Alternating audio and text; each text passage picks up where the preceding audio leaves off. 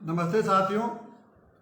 गांव सरकार की 144वीं कड़ी में मैं आज आपसे बातचीत कर रहा हूं और आज गांव की लूट की ये 10वीं कड़ी है।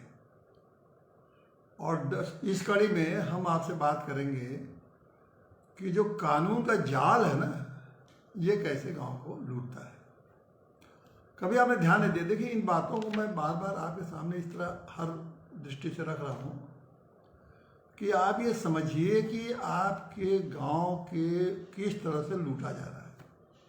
वो क्या क्या चीज़ें हैं जिनके बारे में आप समझ नहीं पाते हैं, लेकिन धीरे धीरे वो आपको क्या प्रत्यक्ष रूप से भी और अप्रत्यक्ष रूप से भी आपको लूट रही हैं, लेकिन आप ध्यान नहीं देते। और जब तक ध्यान नहीं देंगे तो उसको समझेंगे क्या? तो जब वही हम ध्यान आकर्षित करने की कोशिश कर रहे हैं, क्योंकि हम जानते हैं कि जैसे आप ध्यान देंगे तब आपको लगेगा करे ऐसे भी हम लूटे जा सकते हैं। और तब उधर जब ध्यान देंगे तो इस बात का पता लगेगा कि आप लूटे जा रहे हैं। फिर उसके खिलाफ आपके मन में तब कोई भाव आएगा कि इस व्यवस्था को कैसे बदलनी है और इस व्यवस्था के खिलाफ कैसे लड़नी है। तो आज हम आपको कानून के जाल से लूटने की बात बताएंगे और तब आपको समझ में आ जाएगा कि वास्तव में ये तो हमको बहुत लूटा जा रहा है और गांव स्तर पर इसकी कोई ऐसी व्यवस्था नहीं है जिससे कि आपको इस लूट से बचाया जा सके। और इसीलिए हमारा कहना है कि ये सारी चीज़ें आपको जब तक गांव सरकार नहीं होगी, आएगी नहीं, तब तक कोई आपको लूट से नहीं बचा सकता है। पीढ़ी दर पीढ़ी आप लूटते रहेंगे और लूटने का ही परिणाम होगा कि आप जहाँ हैं उसी हालत में केवल पेट पालते रहेंगे। पूरी ज़िंदगी पीढ़ियाँ दर पीढ़ियाँ बीत जाएंगी और थोड़ी बहुत सुविधा छोटी मोटी मिल जाएगी, लेकिन जीवन में कोई न आपका जीवन सुखमय होगा, न जीवन शांतिमय होगा और न आध्यात्मिक होगा। देखिए, जीवन में जब सुख आता है, शांति आती है, तभी आध्यात्मिक मार्ग बनता है। और जब आध्यात्मिक बनता है तो वही जीवन के पूर्ण उद्देश्य पूरा होता है। तो आज हम उसी की आपसे ये चर्चा करेंगे कि ये जो गांव के ये लूट है, इसमें किस तरह से आपको लूटा जाए। तो पहला तो एक देखिए, कानून का एक सिद्धांत है। उस कानून के सिद्धांत को आप जानते हो कि कानून का ये है कि कानून के ज्ञान अगर आपके पास नहीं है तो उसके लिए कोई माफ़ी नहीं है। माना जाता है कि जैसे आपने कानून बनाया उसी वक्त आपको उस कानून की जानकारी हो। मतलब पार्लियामेंट में अगर कानून पास कर दिया तो ये मान लिया गया कि आपको उस कानून की जानकारी हो गई। अब बताइए, रोज नए नए का एक सिद्धांत है कानून बन गया और आप मतलब किसी कोई ऐसा कानून बनेगा कि ये काम आप गलत करेंगे तो पारित हो गया, तो मान लिया जाएगा कि आप जो है उस कानून को जानते हैं और उस कानून का अगर उल्लंघन किए तो आपको दंडित कर दिया जाएगा, ये मान लिया जाएगा। तो ये है सिद्धांत। अब ऐसी स्थिति में गांव के लोगों को उन जब कानूनों के बारे में सुना नहीं है, समझ जाना तो बात की बात है, लेकिन उन जिन कानून बारे में सुना नहीं, जानने की बात तो बात की बात है। वो कानून क्या है, क्या दंड है, तो अलग बात है। और उन कानूनों के लिए भी उनको पास लोग पहुंच जाते हैं कि आपने कानून को उल्लंघन किया है और आपको दंड दिया जाएगा। मैं बहुत सारी चीज़ों को उदाहरण, इसके लिए हजारों उदाहरण हैं जिसमें कि गाँव के लोगों के बारे में जानते नहीं हैं और उनके भुक्तभोगी होते रहते हैं और लोग उनका शोषण करते हैं, उनको लूटते रहते हैं। मैं सिर्फ उदाहरण के लिए और आपको समझने के लिए सिर्फ 3-4 उदाहरण दूंगा, उसी से आप समझ जाएंगे और ये रोज आपके जीवन में घटता है। जैसे कि पहला उदाहरण है कि अभी दंड प्रक्रिया संहिता है, जो अपराधी मामला है जिसकी प्रक्रिया उसमें दी गई है, उसमें ये कानून है कि कोई भी 7 साल की सजा का कोई भी अपराध है तो उसमें आपको पुलिस गिरफ्तार नहीं करेगी। कोई भी 7 साल, जैसे मान लीजिए कि आपने किसी को मारा है, आपने पीटा वो, या छोटे मोटे 420 का काम कर दिया, उसमें भी किसी को धोखा दे दिया, इसमें यह है कि मुकदमा चलेगा, कोर्ट में जाएगा, लेकिन पुलिस नहीं गिरफ्तार करेगी। पुलिस अपना जांच करके चार्जशीट दे देगी, उसके बाद कोर्ट में अदालत में चलेगा और उसमें जब सजा हो जाएगी तो आपको सजा मिलेगी और जेल भुगतना पड़ेगा। कोई एक प्रक्रिया। पुलिस को तो पहले कहा था कि जैसे ही आपके मामला कोई भी दर्ज हुआ तो कानून ये था कि पुलिस तुरंत गिरफ्तार कर लेती थी।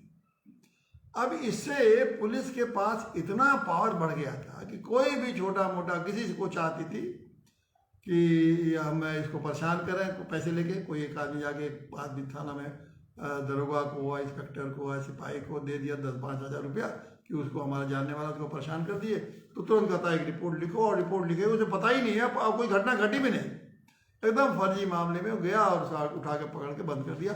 अब मान लीजिए वो 10-5 हज़ार के लालच में वो पुलिस वाला जीवन भर आपका अपमानित कर दिया, क्योंकि आपको अच्छे वासी प्रतिष्ठित आदमी भी हैं तो उठा को जेल में बंद कर देगा कि आपके खिलाफ FIR है, और उनके पूरा जीवन भर ये लोग जो मान सम्मान है, जो संविधान में जीने का सम्मानजनक जीवन का जो सम्मानजनक जीवन जीने का जो अधिकार है उसकी की ऐसे की तैसी कर दी। संविधान से तो उनसे कोई मतलब नहीं है, एक मानवता भी का भी आप उन्होंने ऐसी की तैसी कर दी। आप कितने भी सज्जन आदमी हैं, केवल 10-20 हज़ार के लालच में वो सब खोजता, 2,000 के लालच में, 500 के लालच में पुलिस वाले कहेंगे तो 5,000 के लालच में भी ये सब करते रहते हैं।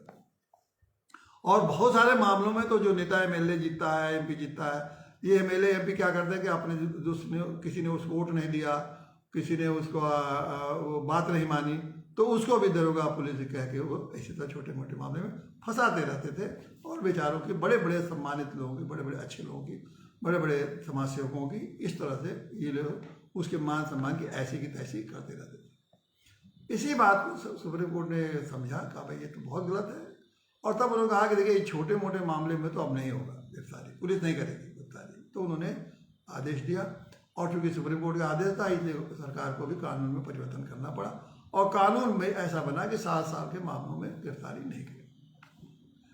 अब ये कानून है, देश भर का कानून, आज से कानून नहीं है, कई वर्ष हो गए, लेकिन गांव के लोगों को बिल्कुल इसके बारे में नहीं पता है। थोड़े बहुत लोगों को पता होगा, ये अलग बात है, जो कोर्ट कचहरी आते जाते होंगे, गांव के लोगों को पता नहीं। अब इसका परिणाम देखिए, ये आज भी जब भी इस तरह से कोई FIR दर्ज होता है थाने पर, तो पुलिस वालों का एक मौका मिल जाता है और तुरंत उस FIR को लेके आज पहुंच जाते हैं किस आदमी के व्यक्ति जो मुलजिम है, और उसको डराते धमकाते हैं कि ये इतना पैसा दो नहीं तो तुमको गिरफ्तार करेंगे, जबकि गिरफ्तार करने का अधिकार नहीं है, गिरफ्तार कर नहीं सकते, लेकिन FIR दिखा के तुम्हारे पास ये आप FIR है और इतना पैसा दो, तो वो बेचारे गांव के लोग उसको जानते नहीं, और ऐसा कोई अधिकार हो जानते हैं कि पुलिस वाले के पास तो सब अधिकार है, जिसको चाहे उसको गिरफ्तार कर ले। आम धारणा यही है कि सिपाही के पास जो और दरोगा के पास जो चाहे सो कर ले, जिसको चाहे बंद करे, जिसको चाहे मार दे, जिसको चाहे बेइज्जत कर दे, जैसे कि उनके पास सब अधिकार कानून ने दे रखा है। और इसी तरह वो अपने को दिखाते भी हैं कि मेरे पास सब कानून है, अगर कोई इनसे आप बात करें तो कहेंगे तुम हमको कानून सिखाते हो, हमसे बहस करते हो, तो गाली गलौज भी करते हैं। गाली देने का भी अधिकार है, गिरफ्तार करने का तो एक अधिकार है, मारने का अधिकार और गाली देने का अधिकार वो अपना जन्मजात अधिकार समझते हैं। तो ये पुलिस वाले वैसा करके आपसे उसके बाद घूस लेने का भी अधिकार समझते हैं कि तुमको गिरफ्तार नहीं करेंगे, और घूस लेना उनका भी, ये भी समझते हैं कि घूस लेना किसी को अगर आए हैं, अगर उनको उन्होंने तुरंत गिरफ्तार नहीं किया तो पैसे लेके छोड़ने का ये भी उनका अधिकार है। मैंने छोड़ दिया, बड़ी कृपा कर दी कि तुम घूस भी लिया और कहे कि जाओ मैं हमने छोड़ दिया, तुम्हारे बड़ी कृपा मैंने कर दी। तो ये जो जैसे एक देखिए इस तरह से पुलिस वाले इस कानून के होते हुए भी गांव गांव में हजारों लोगों को, हर गांव में लोगों को लूट रहे हैं, गांव वालों को पता नहीं। दूसरा उदाहरण में आप देखिए इसी तरह का, मैं ये छोटे छोटे उदाहरण जो कि आपको बिल्कुल जानना चाहिए, और किस तरह से ये इस तरह के एक उदाहरण सैकड़ों उदाहरण, और आप लूटे जा रहे हैं। अब बताइए कोई गरीब आदमी को किसी ने मान लीजिए छोटा मोटा झगड़ा हो गया, हो जाता है जहाँ 4 आदमी रहते हैं, FIR जाकर उसे दर्ज कर दिया, FIR दर्ज कर दिया, पुलिस वाले आपके पास खाने को तो है नहीं, पुलिस वाला आ गया और औरतों को, आदमियों को, बच्चों को, सबको कहा कि सबको उतार करके जेल लाएंगे, लाओ 10,000 रुपया।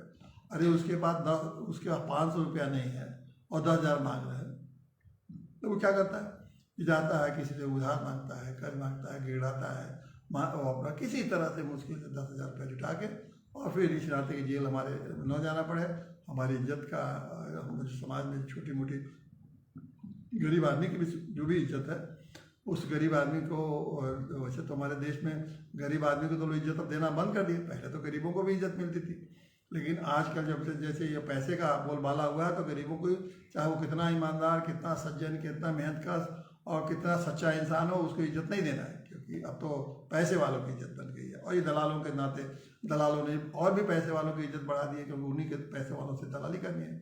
और सारा तंत्र जो है, पुलिस तंत्र, नेता तंत्र, सब उसी में दलालों के साथ जुट गया है। सभी दलाली काम करते हैं, यानी पुलिस भी हो, नेता भी हो, मंत्री भी हो, ये सब हैं दलाल। वास्तव में वो आपके सच्चे कारखाना नहीं है, सब उसी दलाली प्रक्रिया में लगे हुए हैं, किस तरह से लोगों को परेशान करके और उसको उनसे और कुछ अपना उल्लू सीधा किया जाए, तो सब उसी में लगे रहते हैं।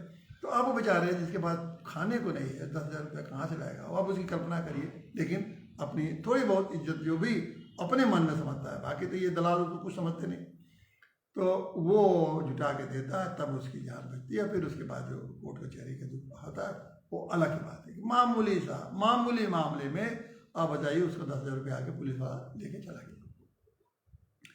अब ये एक उदाहरण आपको, दूसरा उदाहरण आपको और देना है कि आजकल आप देखते हैं कि रोज शादी में दहेज उत्पीड़न वाला मामला बहुत तेज है।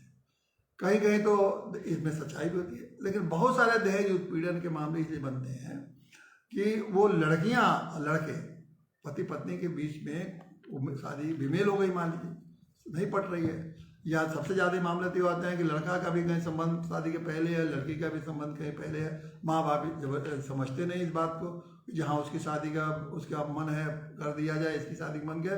वो लोग एक सामाजिक ताना बाना ऐसा बना हुआ है कि सामाजिक प्रतिष्ठा को बचाने के लिए जबरदस्ती लड़के लड़कियों की शादी कर देते। अब शादी तो हो गई, लेकिन लड़के लड़के में तो बनना है नहीं। अब बनना नहीं है तो पहले दिन से उनमें खींचातानी शुरू होती है, मारपीट शुरू हो जाती है, और फिर ये एक बिल्कुल जो कि मामला कुछ है, झूठा दहेज के मामला बना के लड़की जो है वो लड़के पर मुकदमा कर देती है। ये बहुत है, लड़की कभी नहीं बताती है कि ये लोग हमसे, ये हमारा कारण कुछ और है, लड़का भी नहीं बताता है। लेकिन अब लड़का, क्योंकि दहेज के कानून का अधिकार जो है लड़की को है कि पति और उसके परिवार के लोग उत्पीड़ित कर रहे हैं, वो तो पति से छुटकारा चाहती है। माँ बाप ने तो इसको बताई नहीं, जब शादी हो गई तब उसे छुटकारा चाहती है। जब वो छुटकारा चाहती है तो यही बहाना, सबसे बढ़िया आजकल एक कानून बन गया है कि बस दहेज का मुकदमा बंद करो, इनको गिरफ्तार कराओ और पूरे परिवार को गिरफ्तार करा के भेजो जेल पे। अब ये समस्या बहुत तेजी से फैली, लेकिन सुप्रीम कोर्ट ने इसमें भी कहा कि देखिए, पहले आपको अगर ऐसे मामले जो सुप्रीम कोर्ट ने पहले बड़ी शक्ति दिखाई और बड़े लोग जेल गए, काफ़ी लोग झूठे ऐसे मामलों में हजारों हजार के लोग जो है ये सुप्रीम कोर्ट के कहने के कहिए या इस देश के कानून के नाते कहिए, हजारों लोग जेल गए और उन लोगों के मान सम्मान की ऐसी की तैसी हो चुकी है। इसमें हमारे यही जो कानून की राज है, जो देश में हम कहते हैं बड़े गर्व से कि लोकतंत्र में कानून राज है, वही दोषी है। लाखों और बेगुनाह लोगों को इनके मान सम्मान की ऐसी तैसी, चाहे कानून और अदालतों ने मिलके किया। तो एक तो छोड़िए वो बात जो कर दिया।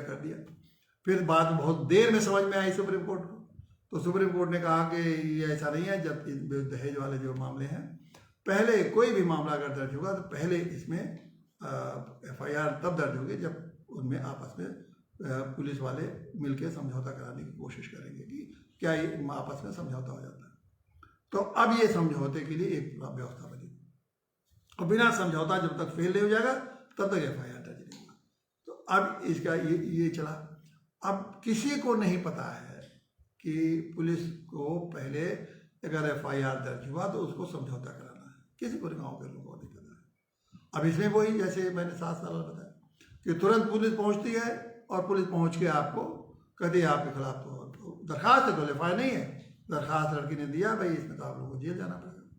और उसमें माँ बाप बहन मौसी मौसा जितने उसके परिवार के और उसके रिश्तेदार सबका नाम उसमें डाल देते हैं, ताकि उन पर दबाव बनेगा, कि ताकि रुपया दे के हम उनसे छुट्टी नहीं, रुपया लेके छुट्टी पाएंगे। पैसा लेने के लिए और छुट्टी पाने की दो नियत। एक तो ये है कि वो लड़कियां चाहती है कि पहले इसे छुट्टी पावे एक बार, और दूसरा इसे पैसा भी छीन ले, क्योंकि बाप को रहता है कि हमने इतना खर्च करके शादी की तो सोचते हैं बाप को पैसा दिलवा देंगे। ये बस यही 2 उद्देश्य होता है। अब कोई पुलिस वाला कोशिश नहीं करता है कि पहले इस कानून का पालन करें, और ये सुप्रीम कोर्ट के जो निर्देश है उसकी ऐसी की तैसी करते हुए पहुंच जाता है गांव में कि पहले आपके खिलाफ बस एक दरखास्त आ गई है, पैसा दो, और उनसे बचाने के लिए पैसा लेना शुरू कर देता है। अब कोई देगा, उसके माँ बाप बूढ़े साथ लोग हैं, अब वो जेल से बचाने के लिए कोई भी ऐसा करेगा। अब जब जो गरीब है नहीं दे पाते हैं तो उनको खिलाफ FIR दर्ज करके और उनको जेल पहुंचा देते हैं। तो ये इस कानून का देखिए, इस कानून से ये हो रहा है कि किस तरह परिवार के परिवार, सम्मानित लोग, गरीब लोग, हर तरह के लोग किस तरह से इस कानून की जाल में फंस के अपनी जिंदगी, अपना मान, अपना सम्मान, अपना गौरव सब खत्म कर रहा है। एक तो ये बात।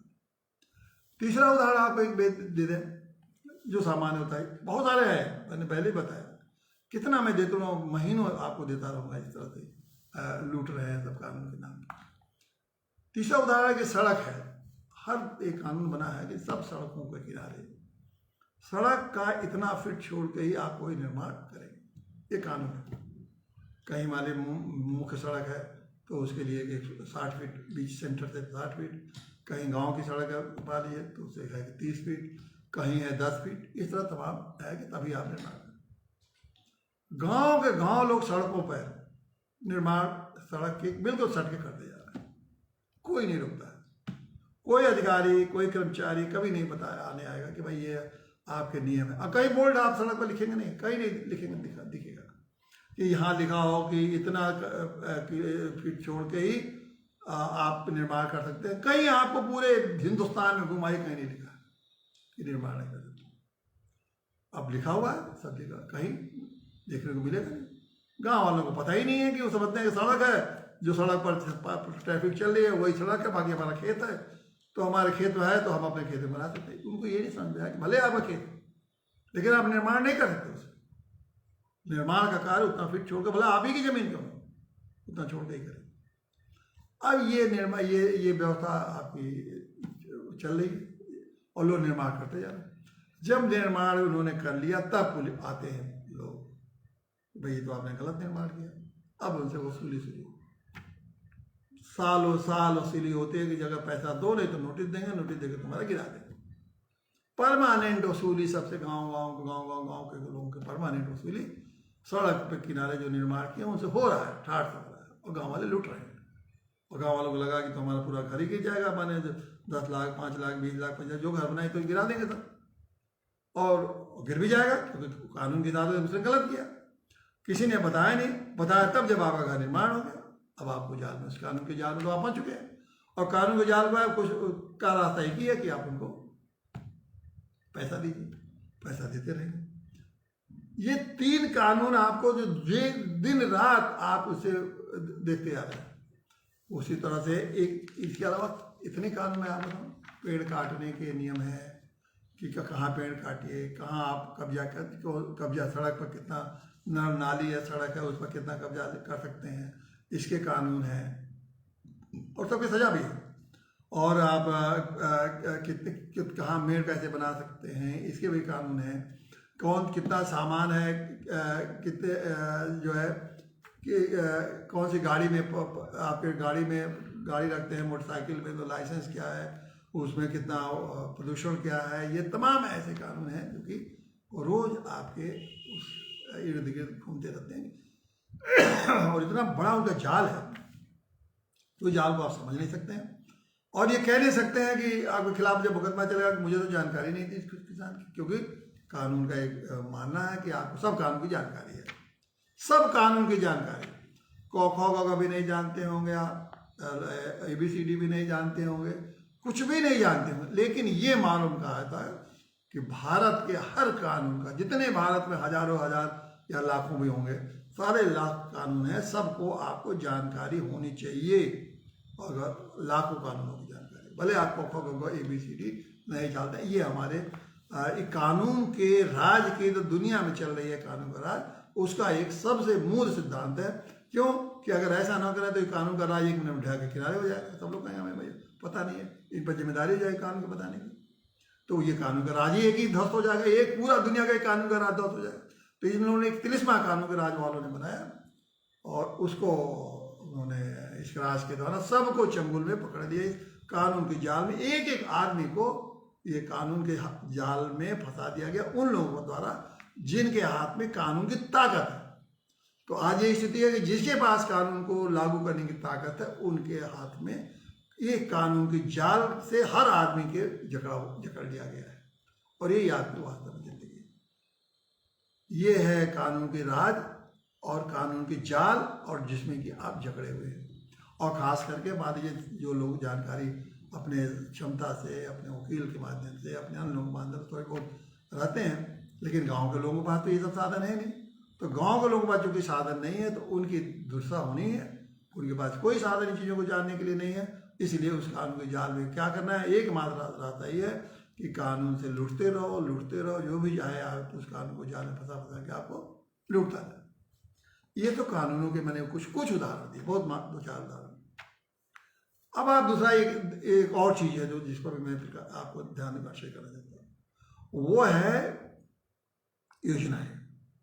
अब जितनी भी सरकार की योजनाएं हैं, लोक कल्याण की योजनाएं हैं, और वो गांव के लोगों के लिए, शहर वालों को हम बात नहीं कर रहे हैं, जो गांव के लोगों को कल्याण के लिए बने हैं, गांव के लोगों को मदद देने के लिए बने हैं, गांव के लोगों के जीवन के स्तर को ऊंचा उठाने के लिए बने, गांव को गरीबी से दूर करने के लिए बने, गांव के लोगों को सहायता देने के लिए, हर तरह से गांव के लोगों को किस तरह से उनके जीवन को आसान, बेहतर बनाया जा सके, और वो जीवन में उनको हर चीज़ का मौका मिल के उनको मौका इतना मिले कि अपने जीवन को आगे बढ़ा सकें, वो भी मुख्य भूमिका में, मुख्य धारा में आ सकें, और अपने को महसूस कर सकें कि हम भी इस देश के नागरिक हैं, सम्मानित नागरिक हैं, और सुखी और संपन्न जीवन व्यतीत कर सकते हैं। इसलिए तमाम सुविधाओं का रोज सरकार घोषित करती रहती है।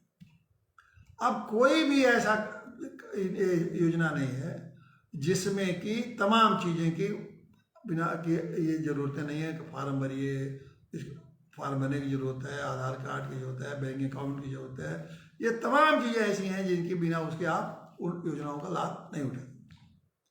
और उसके तमाम ये प्रमाण पत्र जारी के लगाइए, ये प्रमाण पत्र लगाइए, ये प्रमाण पत्र।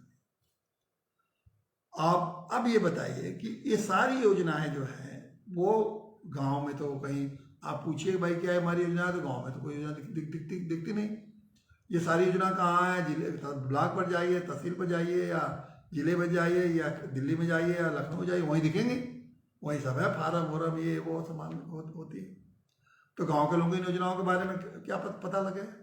और फिर जो गांव में एक बूढ़े हैं, विकलांग हैं, गंवार हैं, अनपढ़ हैं, इन लोगों से ऊपर आप वही करते हैं कि वो सब योजनाओं के फार्म को पढ़ें, समझें, उसके बाद दस्तखत करें और इन योजनाओं का लाभ बनावें, और उनके साथ जितने सर्टिफिकेट और जितने कागज हैं सब जुटा के सब दाखिल करके ऑफिस में ले जाएं।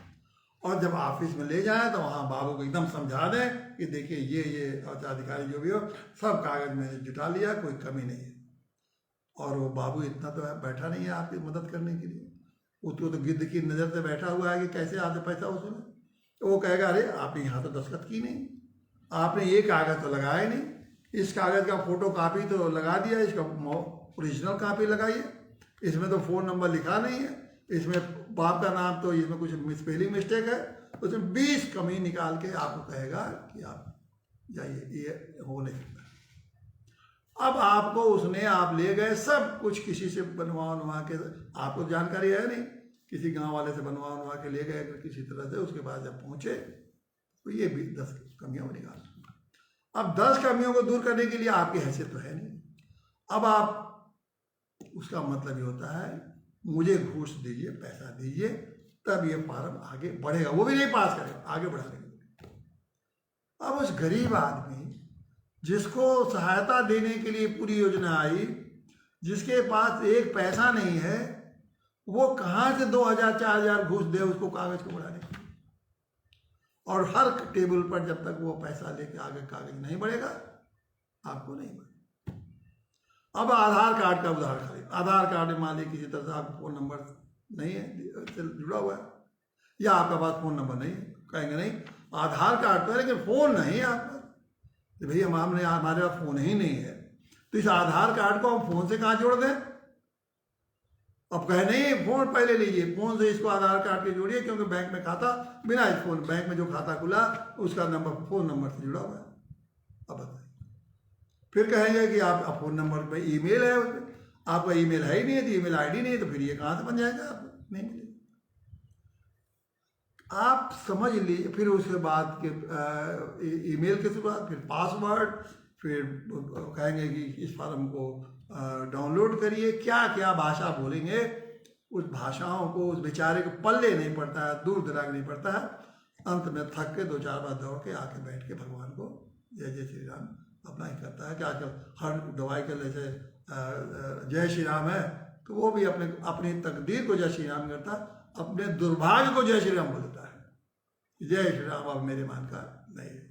सब लोग, ये लोग सत्ता के लिए जय श्री राम बोलते हैं लोग, और वो अपने दुर्भाग्य के लिए जय श्री राम बोलता है। इस देश में हमारे ये हालत है इस कानून के जंजाल का। और वो बेचारा बैठ जाता है, फिर वो मान लेता है कि हमारी दुर्गति के लिए मैं पैदा हुआ हूँ, यही मेरा भाग्य है, यही मेरा कर्म है, यही मेरा जो समझ लीजिए यही मेरा धर्म है, यही कर्म है, यही मेरा जीवन है। और वो उसको जीवन से निराश होकर और बैठ जाता है। ऐसे तमाम ये जाल फंसा के, कितने जालों का मैं चर्चा करूँ। इन कानून के जालों से मुक्ति कैसे मिले, कभी आप सोचें। इन कानून के जालों से मुक्ति मिलेगा एकमात्र तरीका है गांव सरकार। और गांव सरकार आएगी, गांव में हमने कहा कि हर विभाग के नए नए पंडित होंगे। उसी तरह एक आपको विधिक सलाहकार का पंडित होगा, आपकी सुविधाओं का जो कहाँ कौन प्रदान होगा उसका माना जाए विधि कानूनी सलाह का पंडित होगा गांव में ही। आपको योजनाओं का पंडित होगा जो बताएगा कौन कौन है, और बताएगा नहीं जो ये इसको लागू कराएगा। आपकी जो दिक्कतें हैं वो विधि पंडित दूर कराएगा।